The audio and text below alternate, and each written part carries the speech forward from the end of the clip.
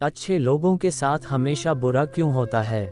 वहीं जो लोग बुरे कर्म करते हैं और अज्ञान की राह पर होते हैं वो खुशहाल दिखते हैं। श्री कृष्ण ने इसका जवाब गीता में दिया है।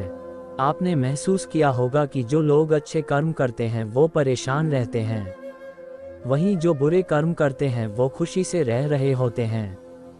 अच्छे कर्म करने वाले परेशान होते हैं कि आखिर उन्हें इतनी परीक्षा क्यों देनी पड़ रही है, जबकि जो अधर्म की राह में हैं वो खुश हैं और जिंदगी का लुत्फ उठा रहे हैं।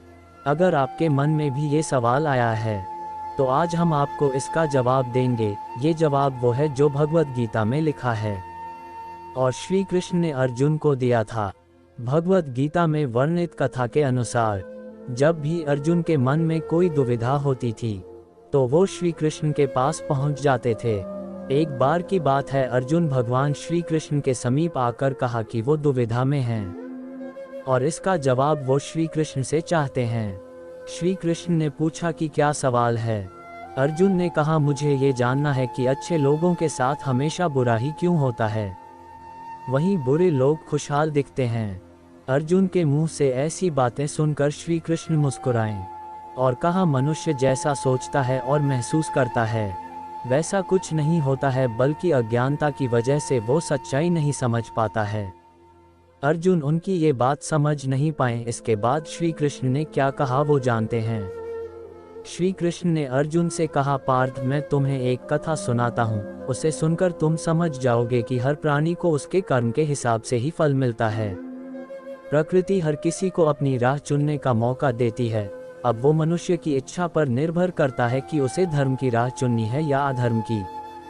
कथा शुरू करते हुए श्री कृष्ण ने कहा, एक नगर में दो पुरुष रहा करते थे। एक पुरुष व्यापारी था जिसके जीवन में धर्म की बहुत महत्ता थी। वो पूजा पाठ में यकीन रखता था। वो हर रोज मंदिर जाता था और दान धर्म भी करता था और हर रोज भगवान की पूजा करता था। वहीं दूसरा पुरुष बिल्कुल विपरीत था। वो हर रोज मंदिर तो जाता था लेकिन पूजा करने नहीं, बल्कि मंदिर के बाहर से जूते चप्पल चुराने। उसे दान और धर्म से कोई लेना देना नहीं था। समय बीतता गया और एक दिन बहुत जोर की बारिश हो रही थी। इस वजह से मंदिर में पुजारी के अलावा कोई नहीं था। ये बात जब दूसरे पुरुष को पता चली तो उसने कहा कि ये सही मौका है मंदिर का धन चुराने का। पंडित से नजर बचाकर उसने मंदिर का सारा धन चुरा लिया। उसी समय धर्म कर्म में विश्वास रखने वाला व्यक्ति भी मंदिर पहुंचा। दुर्भाग्य से मंदिर के पुजारी ने उसे ही चोर समझ लिया और चिल्लाने लगे। वहां लोग एकत्र हो गए और उसे बहुत मारा। किसी तरह वो बचते बचाते वहां से निकला तो दुर्भाग्य ने उसका साथ वहां भी नहीं छोड़ा। मंदिर के बाहर वो एक गाड़ी से टकरा गया और घायल हो गया। फिर वो व्यापारी लंगड़ाते हुए घर जाने लगा तो रास्ते में उसकी मुलाकात उस पुरुष से हुई जिसने मंदिर से धन चुराया था। उसने कहा, आज तो मेरी किस्मत चमक गई, एक साथ इतना सारा धन मिल गया।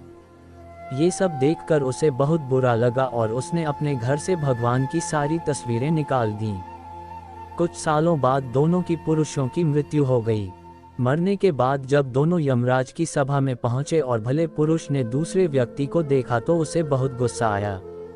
उसने क्रोधित होकर यमराज से पूछ ही लिया, मैं तो हमेशा अच्छे कर्म करता था, दान में विश्वास रखता था, उसके बदले जीवन भर मुझे अपमान और दर्द ही मिला और इस व्यक्ति को नोटों से भरी पोटली। आखिर ऐसा भेदभाव क्यों? इस पर यमराज ने कहा, पुत्र, तुम गलत समझ रहे हो।